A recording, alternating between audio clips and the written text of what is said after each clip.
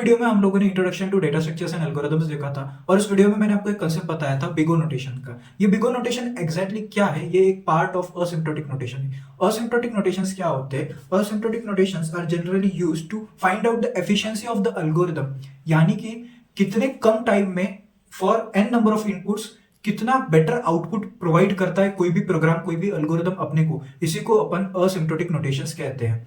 क्या क्या कहते हैं? क्या होता है एग्जैक्टली ये चीज मैं आपको फिर से एक बार बता देता हूं कि जैसा हम लोगों ने पिछले वीडियो में डिस्कस किया था कि नंबर ऑफ इनपुट्स बढ़ने पर हमारे आउटपुट पर क्या असर आता है, कितने टाइम में अपने को आउटपुट मिलता है, ये कैलकुलेट अपन करते हैं टाइम कॉम्प्लेक्सिटी से। टाइम कॉम्प्लेक्सिटी को हम लोग असिम्प्टोटिक नोटेशन से डिटरमाइन करते हैं, ठीक है। और उसी का एक पैटर्न, उसी का एक टाइप था जो हमने बिगो नोटेशन पिछले वीडियो में डिस्कस किया था, ठीक है। इफेक्टिवनेस और एफिशिएंसी दोनों अलग चीज होती है। इफेक्टिव मतलब आउटपुट देना, एफिशिएंसी मतलब विथ टाइम लिमिट अपने को आउटपुट देना। सो यहाँ पर अपन एल्गोरिथम्स की एफिशिएंसी देख रहे हैं कि कितना भी बड़ा इनपुट हो, अगर 1000 इनपुट है मेरे पास, उन 1000 इनपुट्स के लिए मुझे एक प्रॉपर जितना मुझे टाइम लगना चाहिए जो मैंने कैलकुलेट करके रखा है कि हाँ इतने ही टाइम में मुझे इसका आउटपुट आ जाना चाहिए, उससे 1 सेकंड ज्यादा या फिर कम, ऐसा मतलब कम चलता अपने को लेकिन ज्यादा नहीं। अगर उस टाइम से ज्यादा अपने को लग रहा होगा तो वो एल्गोरिथम इफेक्टिव है, एफिशिएंट नहीं। एफिशिएंसी मतलब क्या कि जो भी वर्क अपन परफॉर्म कर रहे हैं गिवन टाइम में, उसी को अपन एफिशिएंट कहते हैं। सो असिम्प्टोटिक नोटेशंस यही है। थोड़ा सा यहाँ पर मैं बहुत लेंदी तरीके से एक्सप्लेन कर रहा हूँ कंसेप्ट्स को, हालांकि जब अपन आगे एल्गोरिथम्स लिखेंगे तो फिर इन चीजों को मैं इतना डिफाइन नहीं करूंगा, वहां सीधा सीधा लिखता जाऊंगा कि ये कंसेप्ट्स क्या है। सो यहाँ पर अभी मैं डेफिनेशन लिखता हूँ असिम्प्टोटिक नोटेशंस की। असिम्प्टोटिक नोटेशन क्या है तो यहाँ अपन डिस्कस करते हैं what are asymptotic notations. It generally gives us an idea about how good a given algorithm is as compared to some other algorithms। अब यहां पर जब भी अपन किसी चीज का कंपेयर करते हैं तो किसी और चीज के साथ ही कंपेयर करते हैं ना। तो असिम्प्टोटिक नोटेशंस क्या है? किसी और एल्गोरिथम्स के साथ अगर अपन कंपेयर करते हैं तो तब ये कितना हमारा जो हमारा बनाया हुआ एल्गोरिथम वो कितना एफिशिएंट है। अगर कंपैरिजन आ रहा है तो दो चीजों के बीच में ही होता है। तो एक कंपैरेटिव तरीके से अगर मैं आपको डिफाइन करूं तो यही है, it gives us an idea about how good a given algorithm is as compared to some other algorithms. अब देखो, अब इसके कुछ टाइप्स होते हैं असिम्प्टोटिक नोटेशंस के। There are 3 different types. पहला एक है बिगो, एक है बिग ओमेगा, सॉरी ओमेगा ऐसा नहीं है, बिग ओमेगा, और एक है बिग थीटा। सो अब एक एक को आराम से डिस्कस करते हैं कि एग्जैक्टली ये चीजें होती क्या है, इनका डिफरेंस क्या है। सभी तो टाइम कॉम्प्लेक्सिटी में यूज होते हैं टाइम कॉम्प्लेक्सिटी निकालने के लिए, लेकिन ये 3 डिफरेंट क्यों ऐसे अभी वो देखते हैं। और अगर इंटरव्यू पॉइंट ऑफ व्यू से मैं सबसे ज्यादा बोलूंगा तो फिर बिगो के ऊपर अपने को लगता है कि क्वेश्चंस आ सकता है, लेकिन मोस्ट प्रोबेबली आप थीटा और ओमेगा को भी छोड़कर मत जाना, इन चीजों को भी करके जाना, क्योंकि इंटरव्यूज में कभी कभी या तो थीटा पे या फिर ओमेगा पे ऐसे भी पूछ लिए जाते हैं। हालांकि ये चीजें ज्यादा डिफरेंट नहीं है, वो मैं अभी आपको बताता हूँ। एक ग्राफ के थ्रू अपन इसको डिस्कस करेंगे। अब बिगो नोटेशन एग्जैक्टली होता क्या है? बिगो नोटेशन क्या करता है? ये किसी भी एल्गोरिथम के मैक्स टू मैक्स लिमिट के साथ, यानी कि अपर बाउंड वाले फंक्शंस के साथ डिफाइन करता है, डील करता है, सॉरी डिफाइन नहीं डील करता है। इन द सेंस क्या है, अगर मैं बिगो नोटेशन को डिफाइन करना चाहूँ तो कैसे डिफाइन कर सकता हूँ? It is used to describe asymptotic upper bound, यानी कि मैक्स टू मैक्स से कितना पुल कर सकता है चीजों को, ठीक है। और मैथमेटिकली अगर मैं इसको रिप्रेजेंट करना चाहूँ तो अगर मान लो कि इफ अगर मेरा कोई f of N describes the running time of N algorithm, यानी कि मेरे पास 2 फंक्शंस है, एक है एफ ऑफ एन और एक है जी ऑफ एन। अगर एफ ऑफ एन मेरा running time of an algorithm बताता है कि एक एल्गोरिथम का मान लो कुछ 2 सेकंड का रन टाइम होगा, ठीक है। तो अगर एफ ऑफ एन कोई एक मेरा फंक्शन है जो run time of N algorithm describe करता है, तो एफ ऑफ एन ये big O of ji of n तभी होगा। एफ ऑफ एन और जी ऑफ एन ये 2 फंक्शंस है किसी भी एल्गोरिथम्स के जो यूज होते हैं डिफाइन करने के लिए एग्जैक्टली वो एल्गोरिथम वर्क कैसे कर रहा है। अगर एफ ऑफ एन मेरा एक फंक्शन है जो रन टाइम बताता है, तो फिर एफ ऑफ एन ये big O of ji of n तभी रहेगा जब वहां पर कोई एक कांस्टेंट, जो भी सी एक कांस्टेंट होता है, अगर वो प्रेजेंट होगा वहां पर for the value of n0, ठीक है, इस चीज के लिए एक सिंपल एक मैथमेटिकल टर्म है जिसको अगर मैं आपको न्यूमेरिकल वे से बताना चाहूंगा तो फिर वहां आपको ये चीजें बेटर वे में एक्सप्लेन होगी। बेटर है कि अभी आप लोग इस चीज को थ्योरी के हिसाब से पढ़ लो, कुछ नहीं, एक मैथमेटिकल इक्वेशन है, if f of N is the run time of N algorithm then f of N is big O of ji of n for if there exist a constant C and N zero. बस इतना अभी के लिए ध्यान में रखो। जब मैं आपको प्रॉपर एग्जांपल एक एल्गोरिथम रन करके दिखाऊंगा तब इन चीजों को बताऊंगा कि ये सी, ये एन जीरो, ये एफ ऑफ एन, ये जी ऑफ एन होता क्या है, क्योंकि आपको एग्जांपल के साथ बेटर समझ में आएगा। आज के इस वीडियो में मैं सिर्फ थ्योरी से रिलेटेड रखूंगा, नेक्स्ट वीडियो में हम लोग इसको एल्गोरिथम के साथ इंप्लीमेंट करके देखेंगे, ठीक है। और पॉसिबली हम नेक्स्ट वीडियो में कोई प्रोग्राम भी करके देखेंगे सी लैंग्वेज में, जो एक सिंपल सा प्रोग्राम रहेगा ताकि मैं आपको चीजें समझा सकूं। डेटा स्ट्रक्चर्स और एल्गोरिथम्स का जो इंट्रोडक्शन हमने देखा था थ्योरेटिकली, उसको प्रैक्टिकली कैसे होता है, प्लस ये जो असिम्प्टोटिक नोटेशंस है इन चीजों का प्रैक्टिकली बताऊंगा, ठीक है। तो ये बिगो का ये जो है जो हाईलाइट की, तो ये जो मैंने अभी हाईलाइट किया है ये है बिगो का मैथमेटिकल इक्वेशन।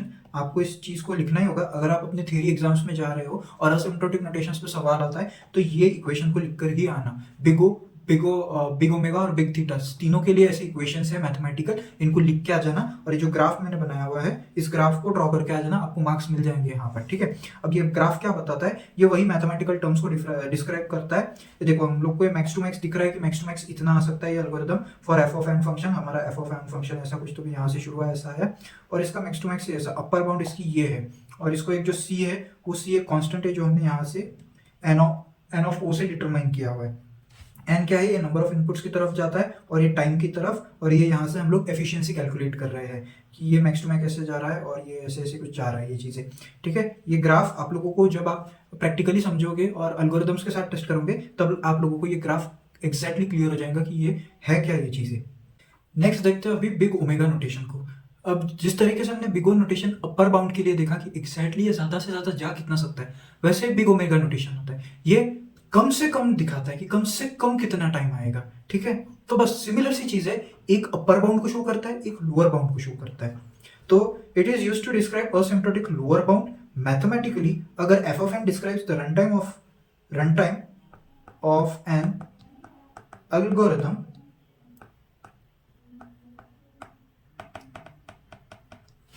तो F of N is omega of ji of N if there exist a positive constant C and N zero, ठीक है। तो ज्यादा कुछ मैथमेटिकली इसका फर्क नहीं है, सिर्फ इक्वेशन इसका चेंज होता है। इक्वेशन में क्या यहाँ पर चेंजेस आते हैं कि पहले अपना मैक्सिमम लिमिट रहती थी जो रहती थी वो थी सी ऑफ जी ऑफ एन, यहाँ पर अपनी मैक्सिमम लिमिट हो जाती है एफ ऑफ एन। यहाँ पर लिमिट्स के हिसाब से आप देखो 0 टू एफ ऑफ एन, यानी कि जो भी रन टाइम है अपने एल्गोरिथम्स का उससे ज्यादा ये चीज नहीं जा सकती, ज्यादा से ज्यादा वो रन टाइम तक ही जाएगा। सी ऑफ जी ऑफ एन जो है, जो हमारा आउटपुट फंक्शन निकलेगा वो एफ ऑफ एन से बड़ा कभी हो ही नहीं सकता, उसकी इक्वल हो सकता है लेकिन उससे बड़ा कभी नहीं हो सकता, ठीक है।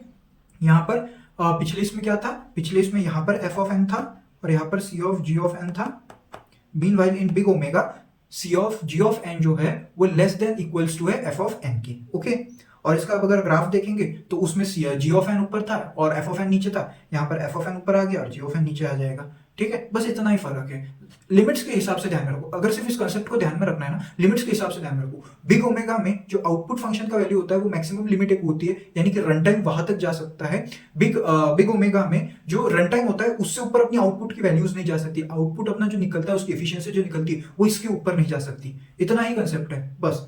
और अब दोनों को अगर अपन कंबाइन कर देंगे तो अब तीसरा जो अपना टाइप आता है, यानी कि जो हमने यहाँ पर बिग थीटा देखा था, ये आता है बिग ओमेगा और big theta, sorry big omega और बिगो को ज्वाइन करके जो कंबाइन करके निकलता है वो होता है बिग थीटा। अभी नेक्स्ट हम टॉपिक डिस्कस करते हैं बिग थीटा को। तो जैसा मैंने बताया कि बिग थीटा क्या है, it is nothing but the combination of big O and big omega. Similarly यहाँ पर अगर मैं डिस्क्राइब करना चाहूँ तो कैसा हो सकता है कि f of N describes the run time of N algorithm, then f of N is said to be big theta of ji of N if there exist, if f of N is big of ji of n and f of N is big omega of ji of n. यानी कि जब big theta और big theta के लिए क्या होना चाहिए, बिगो और बिग ओमेगा, जब दोनों ही कंडीशन सेटिस्फाई हो जाती है तब अपना जो निकल के आता है वो होता है बिग थीटा। इन दोनों का कंबाइन करके मैथमेटिकली यहाँ पर आप देख सकते हैं सेम इक्वेशन है। मीनवाइल यहाँ पर C1 क्या है, C1 एक पॉजिटिव कांस्टेंट है for big O and C2 is positive constant for big omega. और अगर हम इन दोनों को कंबाइन कर देंगे तो ये क्या निकलता है, 0 is greater than equal to C2 G of n greater than equal to less than equal to f of n less than equal to C1 of G of n। और इस चीज का अगर हम ग्राफ देखेंगे तो पहला हमने देखा था कि एफ ऑफ एन नीचे था सी ऑफ जी ऑफ एन के फॉर बिग ओ नोटेशन, तो फिर यहाँ पर अपने को वो दिखता है। सेकंड केस में बिग ओमेगा में हम लोगों को दिख रहा था कि एफ ऑफ एन जो है बड़ा है सी ऑफ जी ऑफ एन से, तो फिर यहाँ पर वो हमें दिख रहा है और ये कंबाइन में ऐसा कुछ ग्राफ हम लोगों को मिलता है। बस खत्म, इतना ही कंसेप्ट है। It deals about the bounds, lower bounds and upper bounds of the algorithm, कि उसको उसकी एफिशिएंसी कैसी हो सकती है, उसको कितना टाइम वगैरह लग सकता है, बस इतना ही होता है। तो आज हम लोगों ने असिम्प्टोटिक नोटेशंस के बारे में देखा। इसी के साथ अब मैं आपको एक चार्ट डिस्प्ले करता हूँ, उसमें हम लोगों को बहुत सारी big O of time complexities दिखती है। अभी के लिए उन सभी टाइम कॉम्प्लेक्सिटीज को याद कर लो और उनका मैं आपको बताता हूँ कि एग्जैक्टली जो बिग ओ है, लॉग एन है और एन स्क्वायर वगैरह, बिग ओ लॉग एन, ये सब कम क्यों होते हैं एन स्क्वायर से, वो आप लोगों को अभी चीजें समझ में आ जाएगी। आप सीधा उसको मैथमेटिकली कैलकुलेट भी कर सकते हो उनकी वैल्यूज को, तो आपको समझ में आ जाएगा। मीनवाइल ये असिम्प्टोटिक नोटेशन अपना खत्म हो गया और इंटरव्यू पर्पस के हिसाब से मैंने जो कहा था उस सबसे इंपॉर्टेंट आपको होता है बिग थीटा।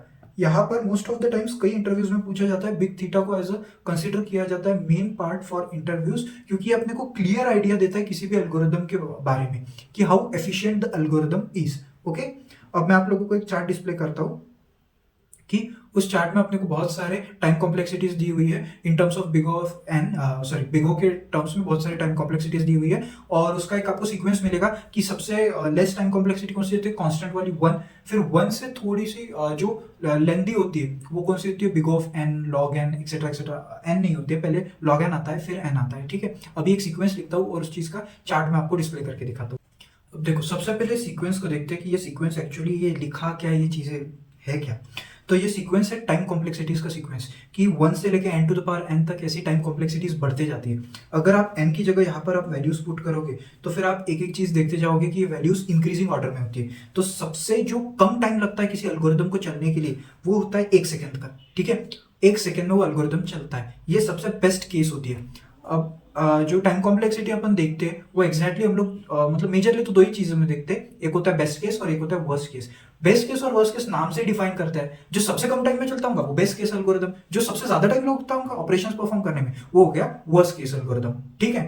तो बस ये जो अपन ने सीक्वेंस लिखा है इसी के बेसिस पे हम लोग बेस्ट केस और वर्स्ट केस निकालते हैं। लाइक अगर यहाँ तक कोई आता है एल्गोरिदम तो फिर वो एक्चुअली डिपेंड करता है कि आगे जो कंपैरेटिव एल्गोरिदम है वो कैसा होता है, ठीक है। ऐसा अपन डायरेक्टली डिफाइन नहीं कर सकते, वो कंपैरेटिव एल्गोरिदम से देखा जाता है। लेकिन नॉर्मली अगर देखा जाए तो यहाँ से यहाँ तक ऐसा बेस्ट केस आता है, इसको अपन एज ए एक्सपेक्टेड और एवरेज केस बोल सकते हैं, सिर्फ बोल सकते हैं। समटाइम्स ये भी बेस्ट केस में पकड़ा जाता है कि अगर कोई एल्गोरिदम n स्क्वायर टाइम वाला होगा और अगर उसको अपन ने कन्वर्ट कर दिया n log n टाइम के लिए तो फिर n log n भी कभी कभी बेस्ट केस पकड़ा जाता है। So it depends on comparative, लेकिन इन जनरल में ये होता है अपने बेस्ट केस और ये सारे आते हैं अपने वर्स्ट केस एल्गोरिथम्स। क्योंकि मान लो कोई ऑपरेशन परफॉर्म हो रहा है 1 सेकंड में, तो वो ऑपरेशन वो एल्गोरिथम्स बहुत अच्छे हैं क्योंकि वो एफिशिएंट एल्गोरिथम्स है, उन पे इनपुट भी बढ़ रहे हैं और आउटपुट भी उसी टाइम में अपने को निकल के मिल रहा है। अब कोई एल्गोरिथम लेता है मान लो 2 स्क्वायर 4 सेकंड, तो ये 4 गुना ज्यादा टाइम ले रहा है ना, 4 गुना ज्यादा टाइम लेने की वजह से इसकी एफिशिएंसी क्या हो गई, डिक्रीज हो गई। तो इसीलिए इस चीज को अपन वर्स्ट केस कहते हैं, ठीक है। और ये ग्राफिकल रिप्रेजेंटेशन है, जैसे कि एलिमेंट्स मान लो अगर अपने रही इनपुट वैल्यूज और ऑपरेशन रहा मान लो अपना एडिशन ऑपरेशन एग्जांपल के लिए, तो ऐसा कोई भी ऑपरेशन आप ले सकते हो। मैं यहाँ पर एग्जांपल ले रहा हूँ एडिशन ऑपरेशन, तो फिर इनपुट वैल्यूज जैसे जैसे बढ़ेंगे वैसे वैसे ऑपरेशन की स्पीड भी बढ़ेगी।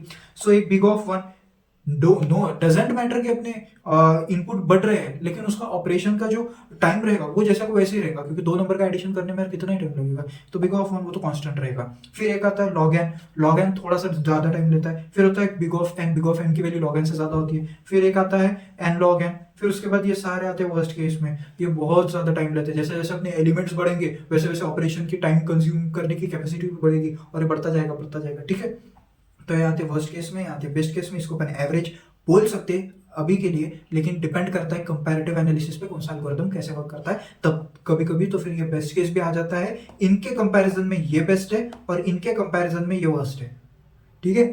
इनके कंपैरिजन में ये वर्स्ट है, इनके में ये बेस्ट है, ऐसा होता है कभी कभी। सो आई होप आपको असिम्प्टोटिक नोटेशंस थोड़ा सा ट्रिकी लगा होगा, लेकिन इतना कुछ हार्ड नहीं है। आप जैसे जैसे इस प्लेलिस्ट को फॉलो करेंगे, जैसे जैसे आपको कंसेप्ट्स, आपके एल्गोरिथम्स बिल्ड होना शुरू करेंगे, फ्लो चार्ट्स बिल्ड होंगे, आपको जैसे जैसे चीजें समझती जाएगी आपको असिम्प्टोटिक नोटेशंस पूरा क्लियर हो जाएगा। सिंपल वे में अपर लिमिट और लोअर लिमिट ध्यान में रखो, बस इतना ही रखो ध्यान रखने के लिए, बाद में आपको कंसेप्ट क्लियर हो ही जाएगा ये। और आई होप आप ये सीक्वेंस यार याद कर लेना, ये बहुत इंपॉर्टेंट सीक्वेंस है, क्योंकि ये अगर आपको ध्यान में रहा तो फिर आप डायरेक्टली कभी भी कोई भी एल्गोरिथम देखते से बता सकते हो कि उसकी टाइम कॉम्प्लेक्सिटी कॉम्प्लेक्सिटी क्या है और वो बेस्ट केस है या फिर वर्स्ट केस है। ठीक है, आज के लिए इतना ही। नेक्स्ट वीडियो में हम लोग देखेंगे असिम्प्टोटिक नोटेशंस को प्रैक्टिकली करके कि एग्जैक्टली एल्गोरिथम्स में डालकर हम लोग कैसे निकालते हैं upper bound lower bound. So thank you guys.